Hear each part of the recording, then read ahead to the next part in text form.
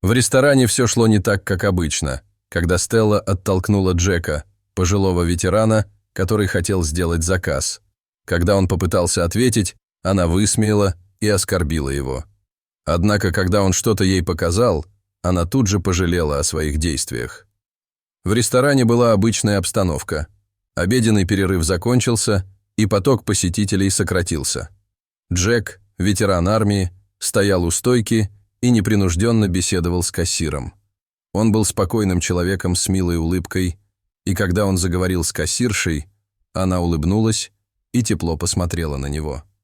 Но в этот момент его внезапно оттолкнули локтем в сторону. Джек слегка пошатнулся и упал бы на землю, если бы вовремя не ухватился за прилавок. Когда он пришел в себя, то увидел, что его место за прилавком заняла женщина. Она выкрикнула заказ и начала рыться в сумочке в поисках банковской карточки. Джек в шоке уставился на нее. Кассирша тоже была шокирована таким наглым поведением женщины.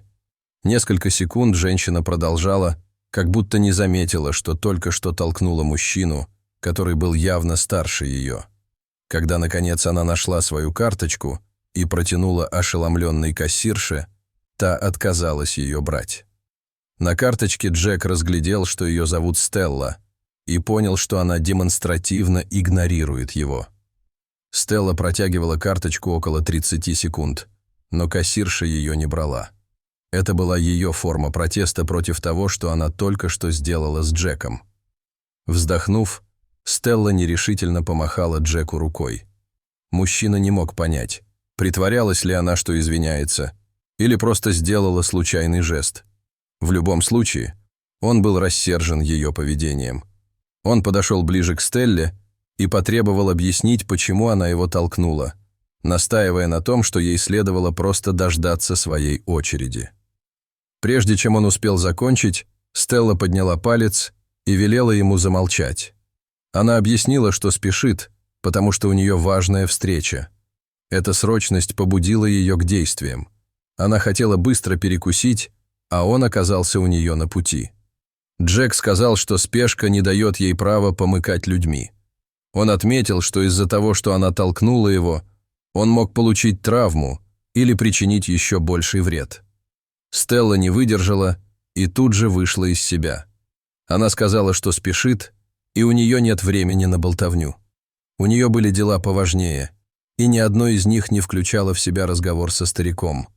На этом она не остановилась. Стелла сказала, что по внешнему виду старика сразу понятно, что он пришел сюда только чтобы попросить милостыню. Он никак не мог позволить себе обедать в таком дорогом ресторане. Джек был потрясен тем, сколько яда и ненависти было в ее словах. Он напомнил ей, что она понятия не имеет, кто он такой, и что ее предположения о нем, основанные на его одежде, показывают, насколько она предвзята. Стелла громко рассмеялась. Она подошла ближе к Джеку, пока не оказалась почти у него перед носом, и тогда она закричала на него, что докажет, что он попрошайка. Внезапно она повернулась к кассирше и спросила ее, что хотел заказать Джек. Кассирша, которая немного поколебалась, посмотрела на ветерана и, опустив глаза, призналась, что он ничего не заказывал. Кассирша собиралась продолжить, но Стелла прервала ее радостным смехом. Она сделала это так громко, что казалось, будто она только что выиграла в лотерею. Джек был глубоко оскорблен ее словами. Он сказал, что во время службы в армии он был одним из самых награжденных офицеров, и она не имела права называть его нищим или обвинять в воровстве. Стелла только посмеялась над ним еще раз, а потом сказала, что не имеет значения, ветеран он или нет, все бедные одинаковы. Так было и так будет всегда. Она считала себя гораздо более важной персоной. У Стеллы была разнообразная карьера, которая включала в себя управление эксклюзивным отелем, а затем надзор за сетью ресторанов быстрого питания, где она успешно открыла несколько филиалов по всей стране.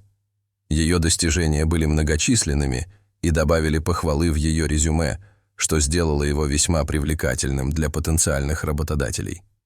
Несмотря на свои навыки и достижения, Стелла не пользовалась большим спросом. Ей было трудно долго продержаться на любой должности из-за постоянных жалоб как персонала, так и клиентов на ее грубое и властное поведение. Она переходила из компании в компанию, работая в отелях, ресторанах, клубах и заведениях быстрого питания.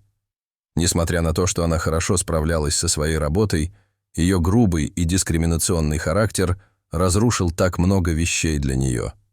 Это лишило ее возможностей, которые могли бы поднять ее карьеру до небес, поэтому больше года она была вынуждена искать работу и постоянно получать отказы. Однако, когда она уже думала, что надежда потеряна, она, наконец, получила ответ на электронное письмо.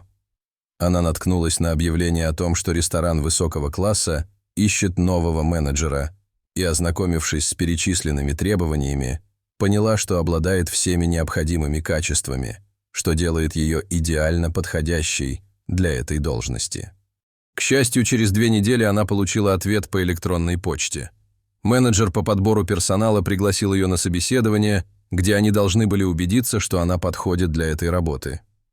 Стелла усердно готовилась к собеседованию. Она разработала планы, которые, как она была уверена, позволят ресторану подняться на вершину.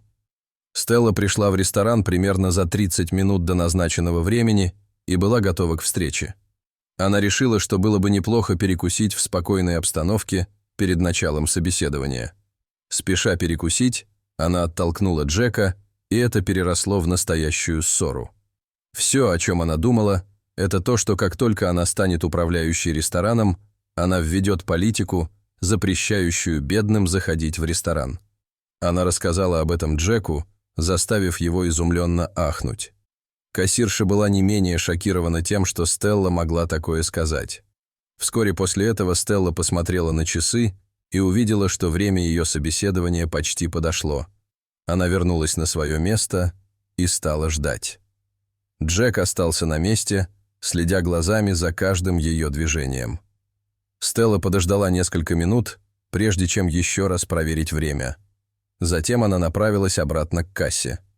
Она проигнорировала Джека и велела кассиру сообщить начальнику, что она здесь, потому что у нее назначена встреча с ним.